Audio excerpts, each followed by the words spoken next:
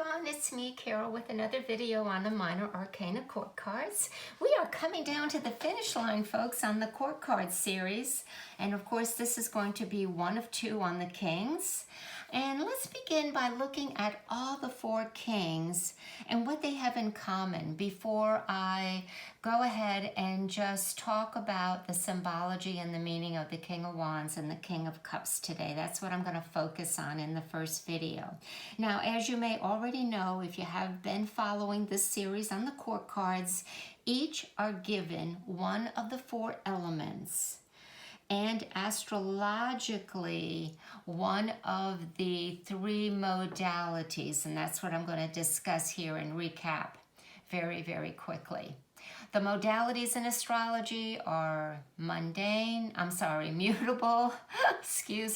fixed, and cardinal. The kings all fall under the cardinal, called a quality or the modality. And what that basically means when you have the cardinal qualities in astrology is the temperament is outgoing, it's initiatory, it's ambitious, it's independent, and it's ardent. And you're kind of getting a whitewash of what the kings are representing with that cardinal astrological influence. Now, the second thing is that they're all given an element other than the element that their natural signs or suits indicate. And for the kings, they all have that fiery quality. So, therefore, our first king, the King of Wands, is fire because of the wands, and fire because of what has been given to him. So he is going to be the most powerful of the kings, and wanting to kind of show you how that really is shown in the image that the Rider-Waite deck portrays is how he's sitting on his throne. He doesn't look very comfortable. His back is not on the back of the throne, number one. He looks like he wants to leap forward. Even his hand looks like it's ready to support him as he lifts his body. And he has this intensive gaze where it seems like he wants to intervene, get involved, whatever he's seeing over there. The King of Cups looks comfortable, set, kind of into the motion of the up and down waves, kind of calm. The King of Swords seems to have settled in mentally, his lot, his position. And of course, the King of Pentacles looks kind of content, very happy, joyful, in the way that he is comfortable, it seems to be satisfied. So right there, that fire energy is shown how important it is that it has to be contained. And of the four kings, definitely the King of Wands is, let's say, the strongest. And it doesn't have to be physically, but it is the strongest burst of that fire spirit, which we will be discussing here today. All right, so let's start out with the King of Wands, which is fire and fire, which we just said. And note also that there are other astrological indications, even though the BOTA, which is the Builders of the Ottoman organization, give to the court cards. The Rider-Waite influence adds in the other two fire signs, which of course are Leo and Sagittarius, and we see that in the lions on the back of his throne, and we see the lion here that connects his jewelry, his pendant Here it's a face of a lion, and that ties him into the other astrological signs that of course come out in significators and in also in trying to understand the personality. So bringing that up, that's very noteworthy, because even though they're given the cardinal zodiac sign, they also have the fixed and the mutable. All right, now the first thing that I also would like you to note is how all the salamanders on the back of his throne and on his cape are touching. That means that whether they're swallowing their tail or kissing their tail, they're forming a complete circle, which was not the case until up till now. In the other court cards, we saw some that were connected, and then when we saw some that were open. This indicates that the transformation process has now been completed. Maturity. They have the status and the power of the kingship.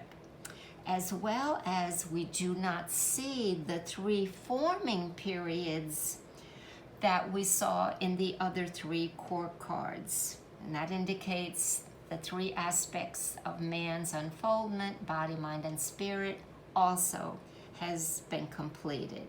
Now, as I said before, this is the strongest of the 4 kings.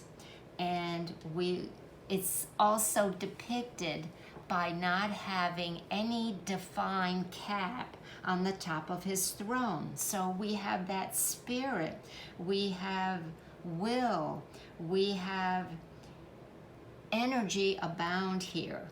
And that the powerful colors of the red and the orange and the yellow bring that necessary energy and balance to what he is set out to enforce and accomplish and to do as the king.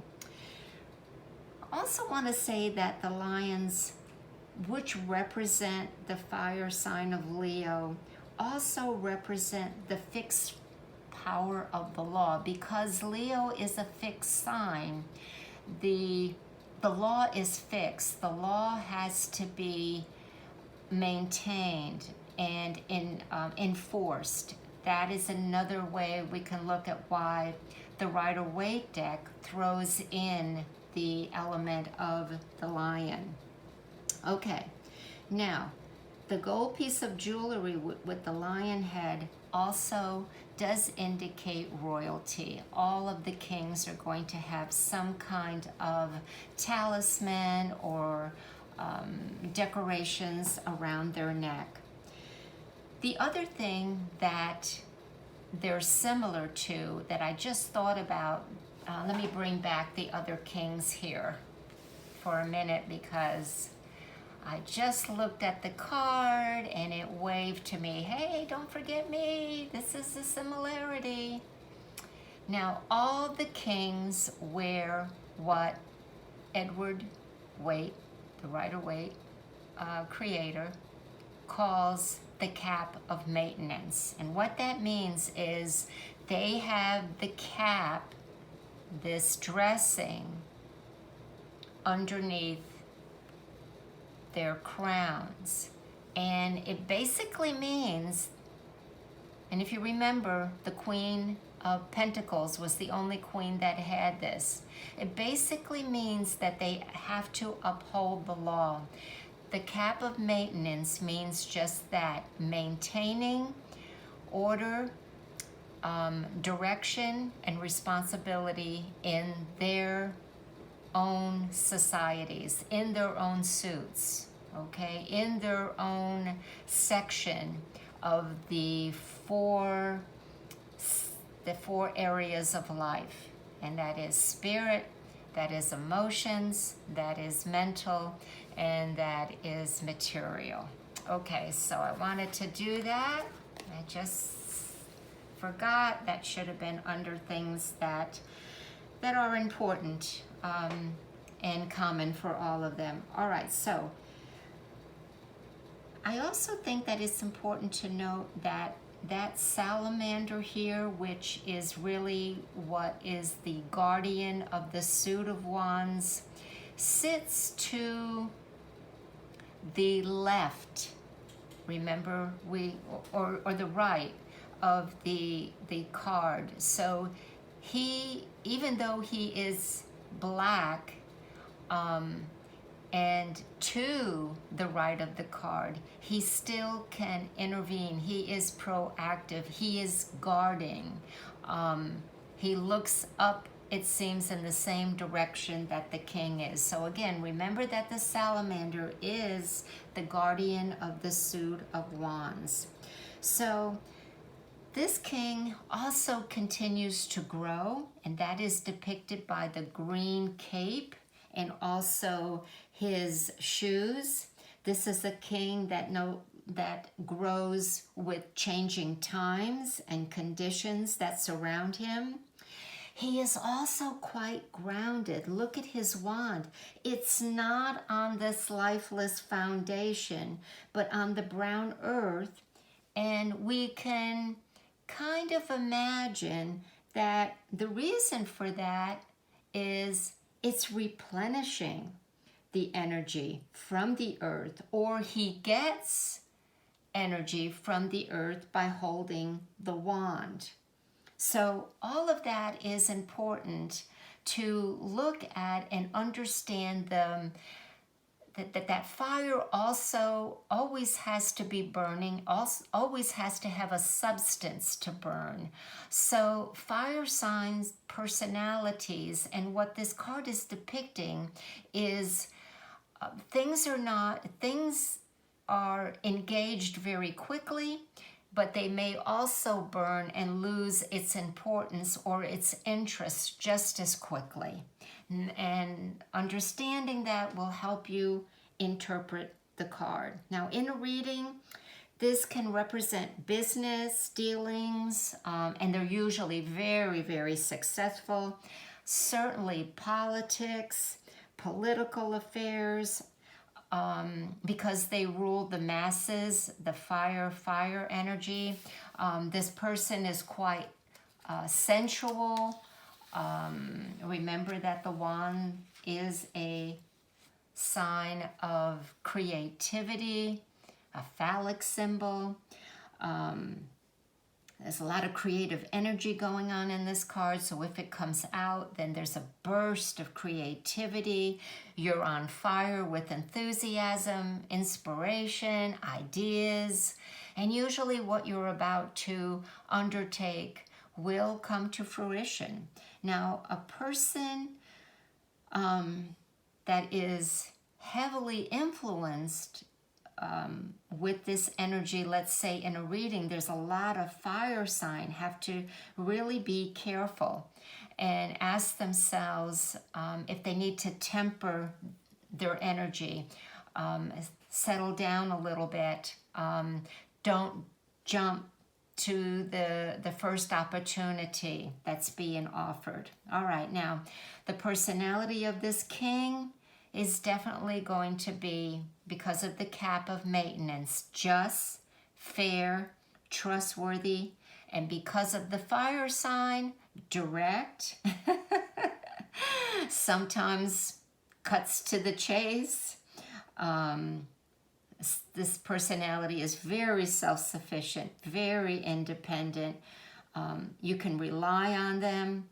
And they know what they need, when they need it, and most of the time, what they like and what they don't like, and most of the time, they'll tell you, and if you're not up for the task, then step aside, because their word is their honor, and they want to get things done.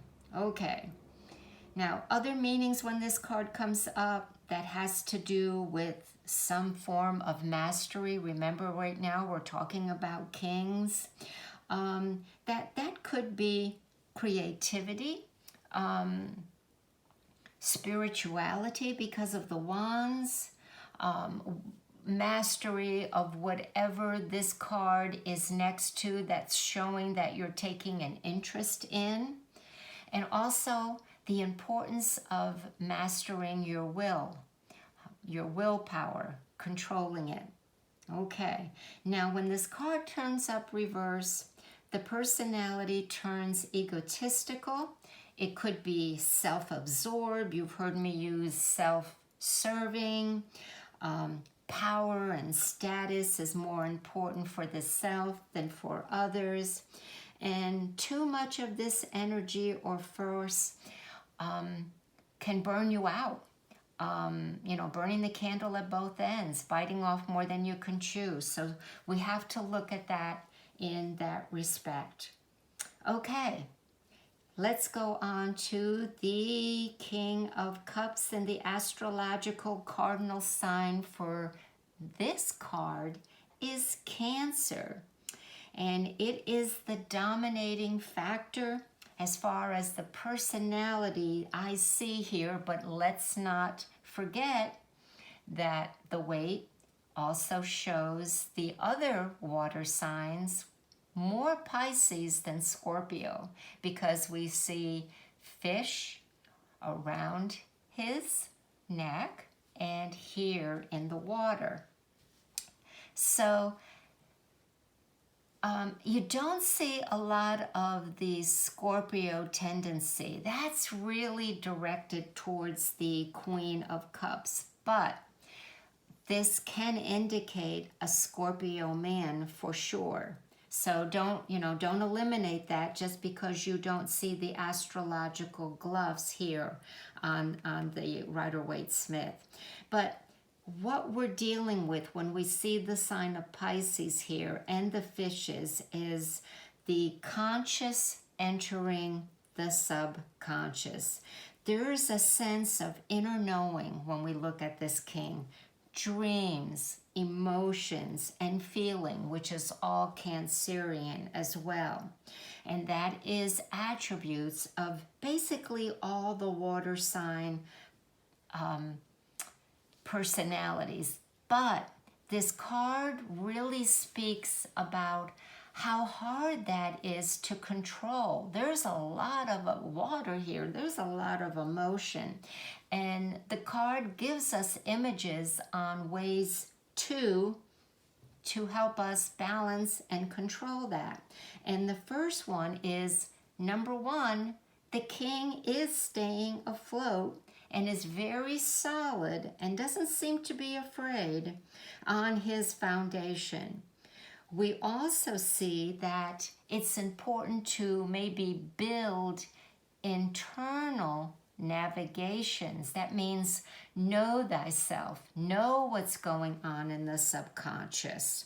And in doing so, your ship, let's say symbolically, your vessel is prepared to navigate the ups and downs of life, feelings, emotions, which this card represents by the waves, as well as the intensity of just common everyday emotions, and then those that are coming out from the subconscious here with the fish coming out, that mystery, that wait a minute, here I am, you're going to have to deal with me too.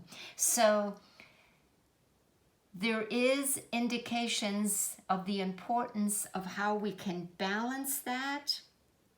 And weight also kind of says to us, look, I have centered the king, this image, exactly in the center. He's capable. He can master the subconscious. He is a king, and being centered is the key here, where for the King of Wands, his fire energy is so in play, is so strong that he has to ground it, put it in the ground, put it out, if you will, when it becomes too much. And the King of Cups is the emotions, how to balance those emotions when they become too much. So let's look at a little bit more symbology. Of all the kings, this is a beautiful symbolic card. Let's look at his left hand. Okay, reminder, when the image is looking straight up at us, It is a mirror image. So right is left and left is right. So in his left hand, he holds his scepter. Now, let's notice how it is short and not as large as his cup in his right hand. There is a lot of meaning that's presented here right away. That's like, what? That's the opposite. That's right. The scepter represents his power, his authority, right? And here it is in the feminine receptive hand and on his left side of his body. While his emotions, his feelings, of course, are depicted in his cup, which is in his right hand, which is the dominant masculine active hand. So what that is saying is, number one, he is a more feeling, sensual, emotional, natured personality card. His power is not as pronounced and in use. And again, there is this need to kind of balance the mind and the heart. Now, the mind can be the conscious and the heart can be the unconscious, the inner soul, the inner knower. So that symbology is that reminder of the type of personality he is and what he is trying to do. Now, there is also a connection to the high priestess in this card because his scepter has a lotus here on the top part. There is lotus in between the waves of the water. And also, look at this. It's almost like an image of the scepter carved in on the side of the arm of his throne. Also on the left side. And there is the lotus. And basically, not getting into deeply with the high priestess, there's water behind her. She represents the unconscious, that which is unknown, that which is not yet been, it's still veiled. Okay. Now also notice that the right side on his right, on his left here, the scepter is not in use. He has it pointed down on the arm of the chair, and that's why it says it's not natural him to use, where it looks like he holds up his cup here.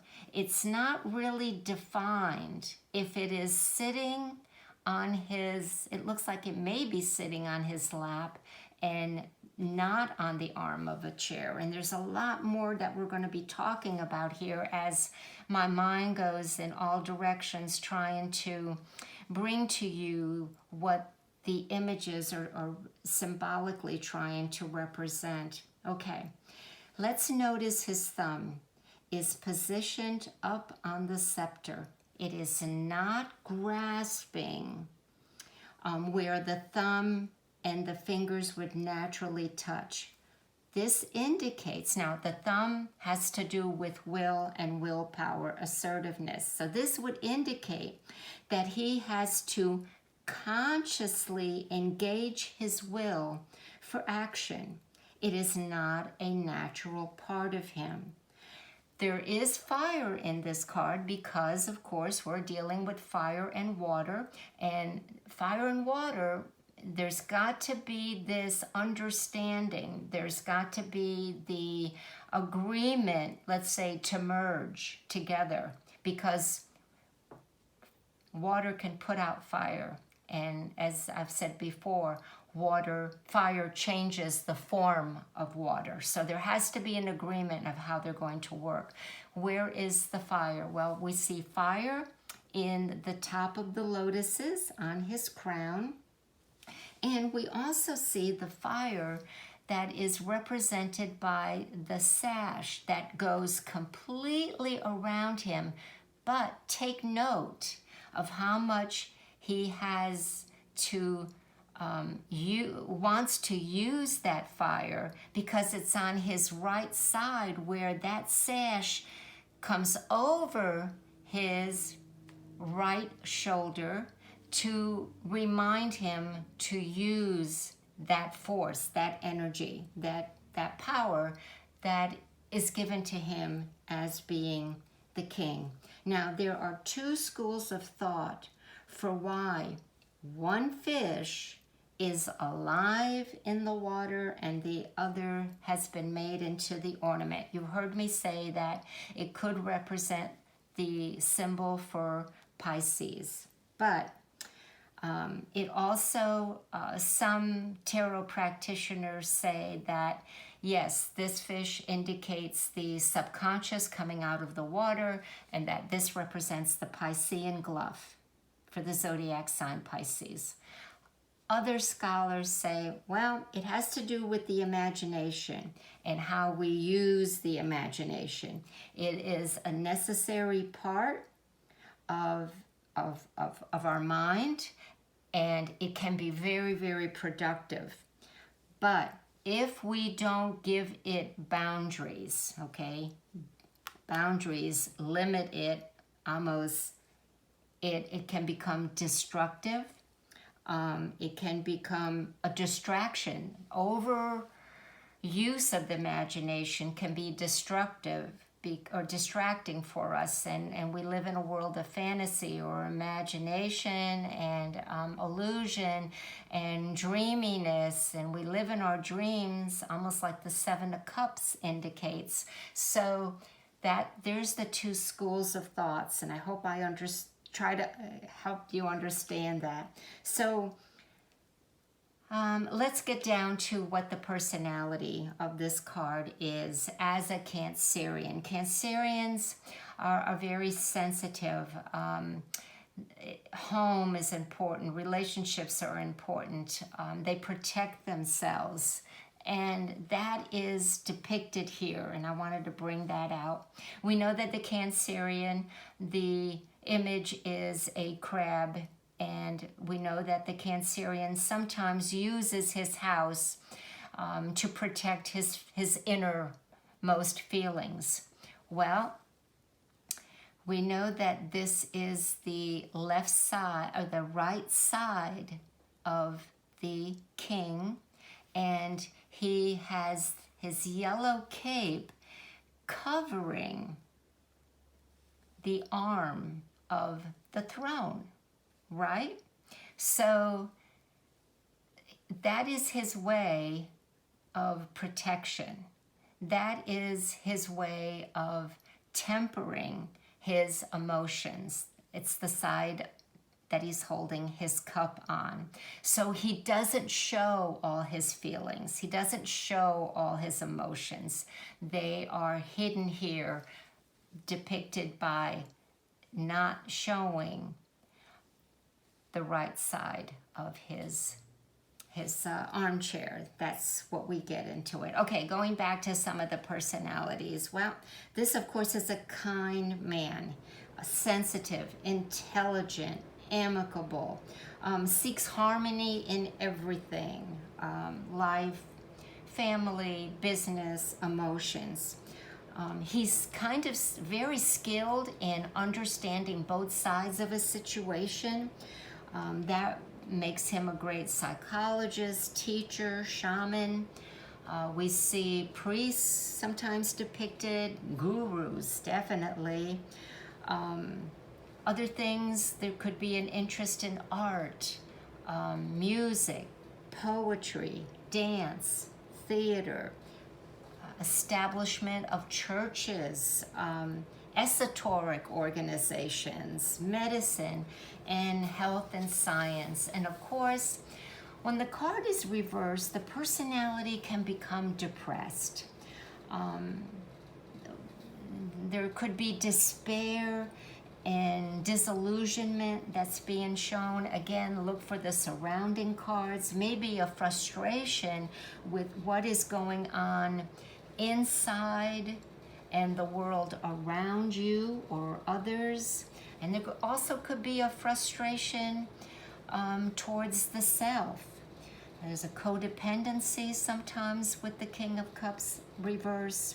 And of course, the personality could be one that seeks ways of escaping life, reality, and responsibility.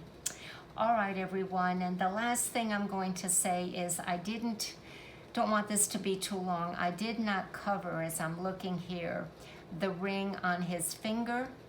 The King of Swords also has a ring on his finger, and I will cover both of those meanings. That's important and quite interesting. We can talk about that at some length, having to do with palmistry. So thanks, everyone. If you have any comments and suggestions, questions, please let me know. Always interested in hearing back from you. Thanks so much for joining me, everyone. Have a great weekend. Bye for now.